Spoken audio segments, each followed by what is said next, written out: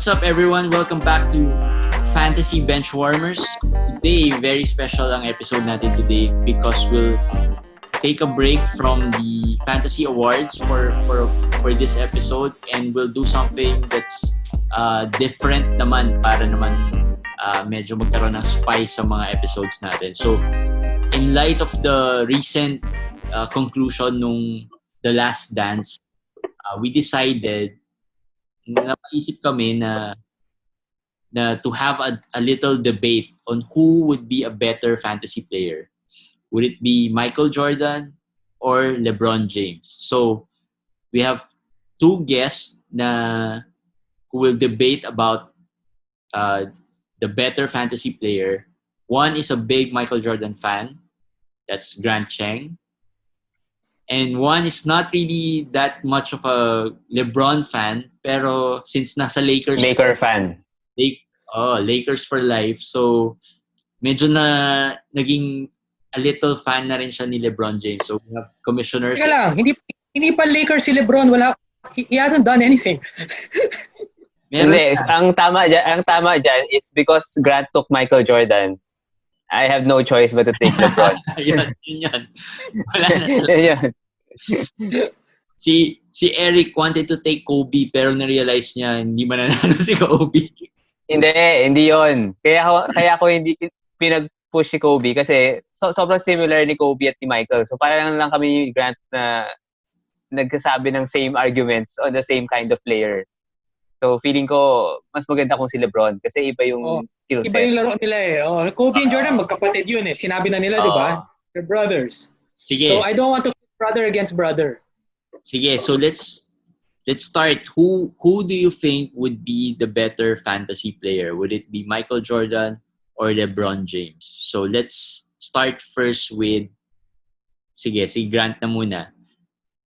Sige. The GOAT. Now. Well, you know how I feel. You know how I feel about Michael Jordan talaga. You know, you just can't beat nostalgia, eh, as they say. You know, I came to love basketball at a bit of a later age. So, I actually started rooting for Chicago when they were going up against Detroit just because of Michael Jordan. So, I was brought into the game Michael Jordan. And in a debate like this, it's just for fun. There's no really right or wrong answer. It's not a cop-out, pero the games are just so different. So I'll just acknowledge by saying na nothing against either player. I think LeBron James is great. Magaling siya. So let's not get too heated sa mga comments about this. This is all for fun lang talaga. So we're just trying to put a little spice into this na walang don't take it too seriously. So one of the challenges actually of looking at these two players is, nagtatanong nga ako kung ano yung parameters. Are we just looking at one peak season or over the course of the career, or can I cherry pick which season ang i-compare natin against both players and then see? Siyempre, it would be fair maybe to pick out both their peaks, or are we looking at their career averages? And I think we decided on their career averages, di ba pare? Yes, career averages. So I would pick Michael Jordan. Career regular season averages para fantasy talaga ang the thing. Right. Kasi if we look at the playoff averages, medyo bloated yung ibang mga stats eh. Hindi, kung playoff pag-usapan natin, let's go home. Halos sure. Uwian na tayo. Pero since fantasy naman is all about the regular season, so we have the regular season averages. Right. So I picked Michael Jordan also because from a fantasy wise, diba? Ang ginawa ko na lang na mental exercise is what if I put the two of them in the same environment? If they were playing in the same environment today, or even if I put LeBron James back in the environment of Jordan. So the first thing I always have to look is the pace or the number of possessions you play in a game. We all just watched The Last Dance. The final score was 84-83 ba? That was already the 86 and that score 86 it was typical of the score lines at the time, and you would get maybe 80 to 90 possessions a game. Nowadays, the 3-point line is much more featured. The pace of game is much faster. So let's look at the stats. No, MJ with a slower pace of game already had a higher scoring percentage. Their field goal percentage, surprisingly, is not that far off. LeBron only beats Jordan by 0.007. It means halos toss up to on almost any given night. No? So I think if you increase for the pace, Jordan probably would have scored 35, sabihin natin. 33 to 35 points a game in this pace. Okay na yan na trade-off for the slight decrease in FG. But then he really shines. He will really beat LeBron in free throw. Whereas LeBron could ruin some of your fantasy weeks with his free throw shooting. It can happen. Jordan is pretty reliable on the free throw. He's not Steve Nash or Mark Johnson type na 90% from the free throw. But at 8.35, that's pretty good for a shooting guard. And he had good rebounds. He was, for a shooting guard, he had 6.2 rebounds and 5.3 assists. And people forget that Jordan could play the way that the game demanded of him. When the Chicago Bulls didn't have a point guard, Doug Collins asked him to play point guard. And that was the stretch when he averaged a triple-double. So what I'm saying is you put him in the same environment right now where pace and space, you have shooters surrounding you. I think he would have averaged much more sa assists niya and definitely much more rin sa rebounds niya. He's elite in steals. This one, even I as a Jordan fan, forgot, I overlooked how good he was. He was giving you 2.3 steals a game on top of the 30 points. So immediately on points, steals, agad, you're already in elite category. In rebounds, assists, you're already in top category. Top 10 yan, especially on the shooting guard style. The only knock on Jordan maybe is he couldn't do his shrug game every game. He only had 0.5 3-pointers in a game in his era, no? Which again isn't it's not spectacular, and even then he wasn't known as a 3-point shooter. But I'll end my first segment by quoting Jordan. Nung tinanong siya, why is Clyde Drexler, how do you think of that matchup? He's a better 3-point shooter than you. And Jordan said, he's a better 3-point shooter than I choose to be. which sort of tells me that, and I really believed it, if he was playing in this era, imagine going through the AAU and the McDonald, the circuits, and then in North Carolina in this era. Dean Smith would have sharpened his 3-point shot from the very start. Remember when he came out of college, ang sabi ng scouts, he's got his great athleticism, but his jump shot is not good. He has to work on his jump shot, even though he made the game-winning jump shot for UNC over Georgetown. But he needed to work on his jump shot. But he was a high-flying, acrobatic player, could finish great around the basket. He needed to work on his jump shot. He came back from his first retirement and became the deadliest jump shooter in the NBA. That fadeaway, that thing of beauty na ginaya ng all other players after him. No? Actually, I would argue that fadeaway turnaround jumper killed the notion of a dominant center. That really parang was the shot that triggered everything else. Now, yeah, you can dominate the NBA with this style of play. So, yeah, the 3-point shooting is a net negative if you compare it apples to apples. Pero yeah, I'd like to think that if he were playing in this era, he would at least make one 3-point shot on average in this era. So it's era comparison for me. All right, sige. So yun lang. Yeah. Medyo for me naman, when remind ko lang si Grant part of the debate team when he was in college, so you have your game. Dapat tatabihin ko kay Grant si LeBron kasi parang hindi, pero actually nung iniisip ko kung si LeBron nga or si Michael, and I look at the stats, sabi ko medyo lamang nga si Michael Jordan kung isipin mo. Pero as Grant said, we're comparing eras din eh. So I looked at it at a different angle na lang. I agree with Grant na if Michael Jordan played in this era, you would definitely have to play the higher pace, more possessions. And given that, more possessions, higher pace, I would pretty sure na yung 3 points niya tataas. But yung field goal percentage niya would definitely not be the same as LeBron's field goal percentage. Yung, di ba, 0.007 lang ang difference na now eh. But if he takes more 3-point shots, I think it would be a substantial difference na. So the field goal percentage would go to LeBron. And the turnovers, which is negative for LeBron compared to Michael Jordan, would probably be similar already, in my opinion. Kasi during that time, if we watch the games, ang bagal ng games eh. So yung turnovers talaga. Yung turnovers was medyo minimized din in a sense na when Michael gets the ball, attack na siya eh. Hindi siya yung nagbaba ng bola, hindi fast break masyado. Hindi yung talagang run and gun.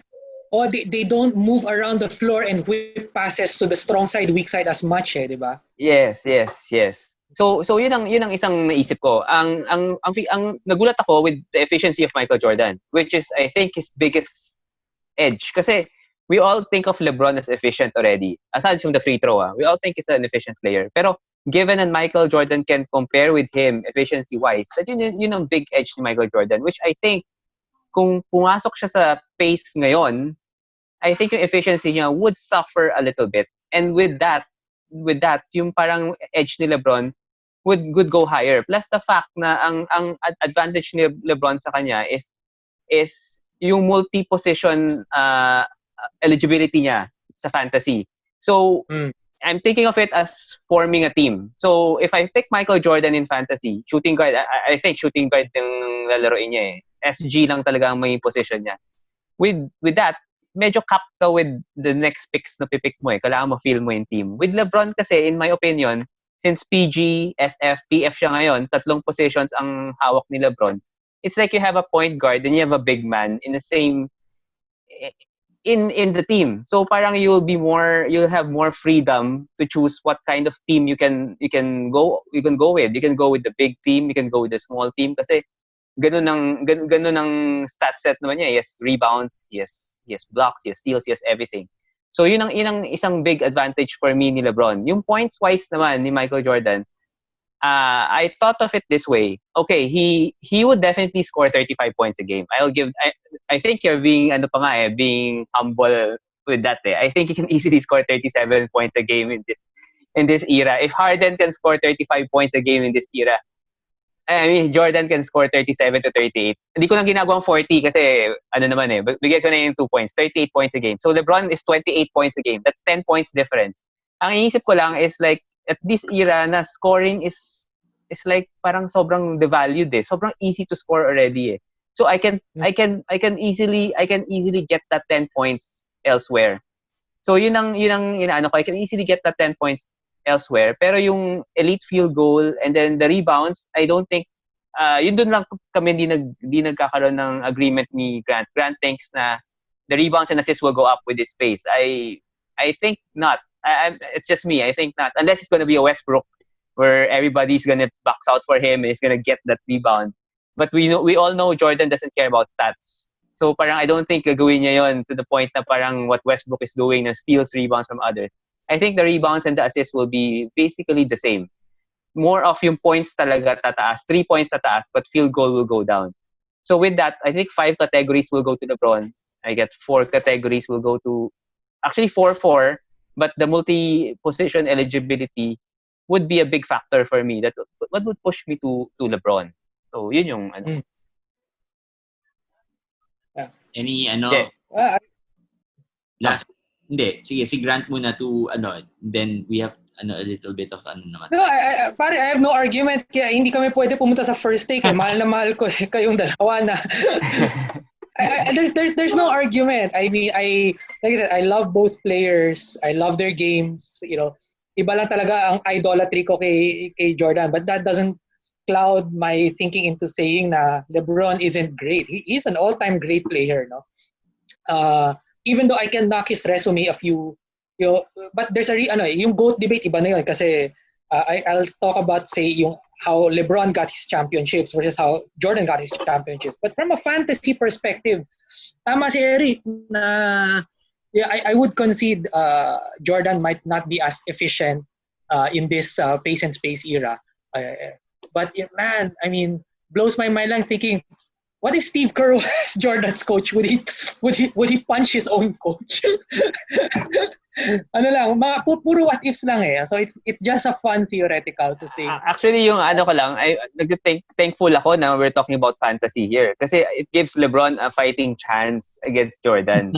kasi kung isipin mo yung intangibles, at least sa fantasy kasi you're not gonna think about the intangibles. Not gonna That's think true, about... Wala lahat yun eh. You throw that all out, at least may fighting chance si LeBron to say na parang, okay, I'm better than Michael at this regard. Kasi if you're gonna say na winner, you're gonna say na leader, you're gonna say na ganitong all the other things, cultural impact and I won't even try kasi wala eh. Okay. Pero at least kung stats-wise lang, I think if kasama ang intangibles, I think hindi si LeBron yung tamang debate. It would be Kobe yung tamang debate with Michael kasi they are on the same... somehow they are similar. They're the closest thing to each other eh. Parang ganon eh. But at the end, I don't feel too strongly about the fantasy debate na I'll stake my fantasy season in it. Ay, ganito na lang. If you covered the names of both of the stats that you showed when you compared LeBron and MJ ngayon, tapos let's say you adjust for pace and style of play, tapos let's say we make those adjustments, I'd probably pick one player over the other, next to each other in my first round pick, not knowing who it was, and then build around from there. So there's not much separating the two in the numbers. That's how great these two players were in terms of contributing rin fantasy-wise. No? And, pero still, the reason why fantasy-wise, ako lang at the end, tama naman lahat ng arguments, but I sort of have a soft spot also for players who are really elite in either steals or blocks. If I can lock down one of those categories, I kind of have a soft spot for them. Mas mahirap maghanap ng players, first-round players who can say, this is the category that I'll dominate over everyone else. So if you combine a bit of Harden scoring with Kawhi steals and put it in Jordan, that's why I'd pick Jordan sa fantasy. I think yun nga sabi ko kay Jay yung steals ang medyo talagang mahirap i-argue against Michael kasi very elite yung steals niya. At least ang akin lang, at least ang pwede ko masabi, yung steals ni LeBron was not to that level. Pero at least kahit pa paano, he's not Devin Booker steals. So at least yung steals niya was 1.6, 1.7. So right. He had the fighting chance in that sense. So ang pwede mo lang gawin in those he's regards. Not a net negative. Yes. In those regards, try to make it close na lang so that, di ba, yung other advantages niya will be heightened pa. So that was what I was thinking na lang. Okay, so... Nagulat pala ako that Jordan and LeBron had the same 0.8 blocks, Yes, sinabi ko rin kaya hindi ko na nga bringing up yan eh. I was gonna bring up blocks and then I looked at it, I said, hey, they have the same blocks per game. So parang, okay, hindi natin, that's a pass already. Equal na sila. May isa pa pala akong naisip. May isa akong naisip. I was thinking that si Michael Jordan, yung teams niya kasi at the later part, simula nung 87 onwards, medyo sa regular season has been one of the top 2 teams na eh. So I was thinking, baka yung later part of the season, maraming games na mas hindi siya yung all out. Hindi naman sa totally hindi all out, pero yung stats niya mas... Right, yung ano lang. Oo. Yung during the fantasy playoffs natin kasi si LeBron has crappy teams eh. So yeah, that's true. He's gonna be full blast most of the time na nasa playoffs tayo. So yun, baka isang rin yun. Alright, so it was an interesting debate. Ako naman ang take ko, actually surprised ako na the stats are not as hindi ganun kalayo yung gap as I was expecting. Kasi initially I was expecting medyo mahirap talaga to compare both kasi they play differently. Pero pag tinignan mo yung stats from a fantasy perspective, it's a 4-4 plus may tie pa, exactly tie pa. What are the chances na magkaroon ng tie on a stat, 'di ba? So parang and it's the career-wise. Oh, 'di ba? So it's the blocks pa na. I think a little advantage goes to LeBron in the sense that he can play multiple positions kasi nga let's say the stats are there. Wag na natin i-assume yung mga other factors. Let's say they're playing right now, ganun yung stats nila. And that blocks, I think I'll give a little edge to LeBron kasi he's a bigger player, he's a stronger, mas malaking player siya and he he can play multiple positions. Kasi si Jordan played siguro at most 2 or 3 the number 2 or the number 3 spots lang eh. And I would agree na an intangible would be he would be able to adjust. Pero in terms of the physique of someone who can block, maybe I'll give a little bit of an edge to LeBron. Plus sanay siya to facilitate things. And he's not really known as a hindi talaga siya yung someone who can also score, maybe not score as much, pero he knows how to score. So I think a little edge to LeBron there. Pero again, it could go either way. Pero I think pwede mo na siguro i-reveal how good Jordan is in terms of fantasy, Eric, yung na-research mo kay Grant.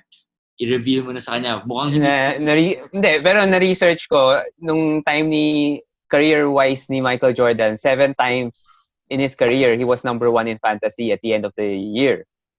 Overall, during that year. Kay LeBron, once lang siya nag-number 1 sa fantasy. Pero in a sense, pwede mo i-refute yun kasi siguro yung mga kalaban ni Michael Jordan nun, mas hindi ganun ka-talented, maybe. But still, iras talaga eh. But still, 7 times out of ilang season siya naglaro. I think 14 lang ata eh. So parang half of the time, number 1 siya sa fantasy. And I think to end this debate lang, sabihin lang ni Grant, tawagan lang niya si Michael Jordan noong time na yun, sabihin niya, Eric Go is saying na LeBron is better than you in fantasy. He just needs that thing and then he's gonna go ballistic. Okay, what do I need to do? He's gonna do it to win this debate. Diba? Ganun lang eh. Hey MJ, LaBradford Eric Go says that you can't make threes. Yun lang eh. Sabihin lang ni Grant, Eric says you can't make threes. Eric says that your field goal percentage will go down. I think pag binaba yung phone, that season, baka mag 2-3 sa game si Michael Jordan. Yun yung difference. Kaya nga sabi ko, kung walang intangibles, okay ako. Pero pag nasabihan natin ng intangibles, wala na. That's why for a fun fantasy, kaya nga word na fantasy, di ba? It's all just numbers. Sabi ko, let's just look at it, pikit mata tayo. Let's not look at the names, di ba? Let's say player A versus player B lang. Ganun naman ang fantasy, di ba? Yeah. So iba talaga ang nostalgia is sino kaya mga players na pwede paiyakin ni Jordan in this era? Pero minsan iniisip ko eh. Marami. I think lahat.